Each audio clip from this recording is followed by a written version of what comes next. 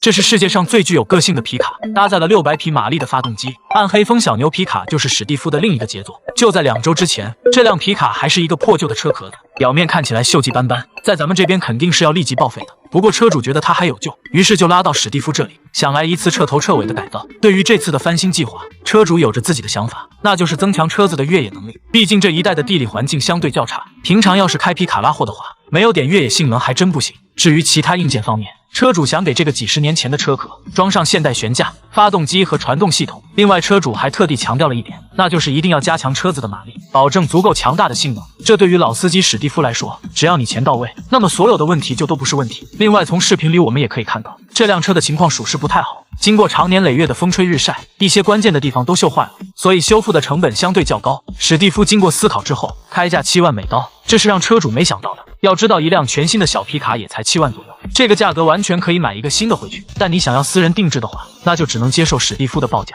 其实车主一开始听到这个价格之后，虽然感到震惊，但是还能接受。不过他还想压一压价格，很显然最后失败了。不过最后两人还是达成了一致。送走了车主之后，史蒂夫就招呼员工过来拆车，大家先把后面车斗取了下来，然后对下面的支架进行初步处理。对于这辆小牛皮卡，史蒂夫的计划是这样的：考虑到车主是一位矿老板，会经常接触到火药等危险品，所以他灵机一动，把这些元素都添加到了车身。这部分最直观的表现，自然就是火焰风格的外观，让车子看起来像烧焦一样。另外，在车头加入炸药元素，突出车主矿老板的风格。不过由于史蒂夫比较粗犷，没有带负那种绘画天赋，所以目前的设计图只能在脑子里构思。他先让员工对车身进行切割，将表面的套件全都取下来，要对表面进行打磨喷漆。他把这个任务布置了下去，接着又去了底盘部门。此刻员工正看着这个框架发愁，之前大家只是发现表面有锈迹，并没有仔细检查，也没发现什么其他毛病。但当众人将车上的零件全部拆掉后，发现它竟然是弯曲的，如果要强行使用的话，会非常影响最后成品的质感。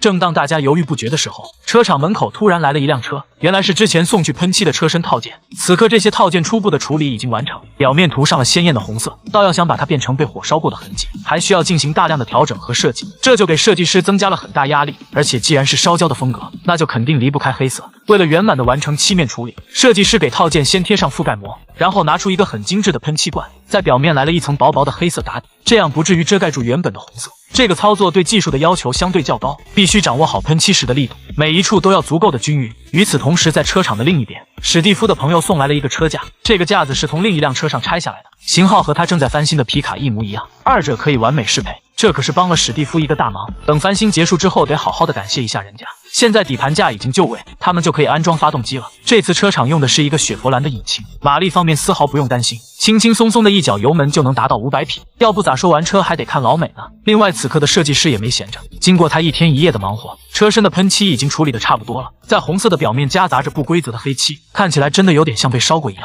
不知道大家喜不喜欢这个风格？目前这只是车身的设计方案，在内部的装饰上，史蒂夫也有一个奇葩的想法。其中最让人瞠目结舌的就是档把。在昨天的作品中，他把左轮改造成了档把，而这次他结合车主矿老板的身份，找来了一个老式的引爆器。如果你喜欢看西部电影的话，对这个玩意儿应该不陌生，只需要前后推动挡杆就可以启动炸弹。不过史蒂夫的手里只有一个壳子，所以大家不用担心安全问题。现在所有人都忙得团团转，就是为了准时的将车子改造好。等推杆档把做得差不多后，史蒂夫来到车子这里，帮助大家连接发动机上的线路和管道。由于这辆车的所有零件都是后期从头制作的，所以需要处理的细节相当多，其中有一步出现差错，车子就可能无法启动。史蒂夫也是打起了12分的精神，每一个环节几乎都亲自上场监督。经过几个小时的忙活，现在车子的修复来到了尾声，众人开始安装零件。没想到这时却出现了意外，由于员工在测量时出现失误，导致制作好的排气管太长，无法正常安装。要知道，设计一套排气管出来，要经过测量、切割、扭曲、测试等很多步骤。为了节省时间，史蒂夫并不打算重新设计，而是直接在车上对有问题的地方改造。好在问题不算严重，只需要将对余的部分切掉就好了。而排气的问题一解决，就意味着这辆车翻新结束了。史蒂夫尝试将其发动起来，整个过程相当顺利，车子一次打火成功，现在总算是可以交车了。